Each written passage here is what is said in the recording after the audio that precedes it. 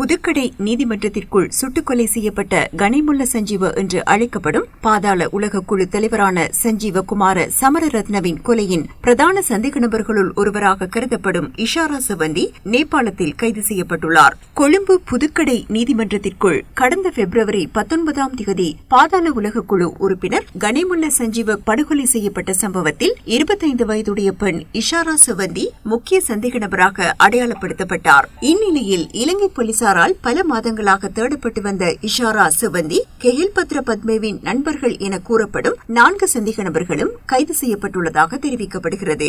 இலங்கையில் குற்றப்புலனாய்வு பிரிவு மற்றும் நேபாள போலீசார் நடத்திய கூட்டு நடவடிக்கையின் போது இந்த குழுவினர் கைது செய்யப்பட்டனர். கெஹில்பத்ர பத்மேவின் தந்தையின் கொலைக்கு பழிவாங்கும் நோக்கில் கனிமுல்ல சஞ்சீவ கொலை செய்யப்பட்டதாக அப்போது மேற்கொள்ளப்பட்ட விசாரணைகளில் தெரிவிக்கப்பட்டது.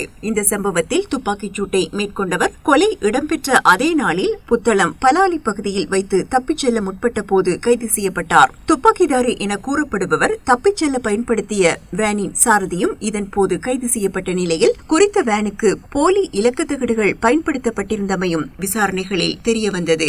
இந்த நிலையில் கொலை செய்வதற்கு பல நாட்களுக்கு முன்பு துப்பாக்கிதாரி புதுக்கடை நீதவான் நீதிமன்றத்திற்கு வந்து கொலைக்கான ஏற்பாடுகளை செய்திருந்தமை விசாரணைகளில் தெரியவந்தது.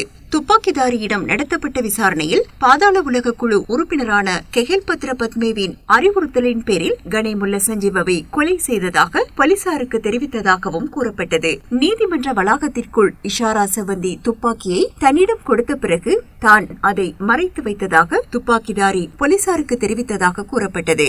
மேலும் இஷாரா என்ற பெண்ணை சிறிது காலமாக தெரியும் என்றும் அவருடன் நெருங்கிய உறவு வைத்திருந்ததாகவும் துப்பாக்கிதாரி போலீசாருக்கு தெரிவித்திருந்தார். இதேவேளை துப்பாக்கிச்சூடு இடம்பெற்ற நாளில் இருந்து இஷாரா சவந்தி தலைமறைவாகி இருந்தமை குறிப்பிடத்தக்கது.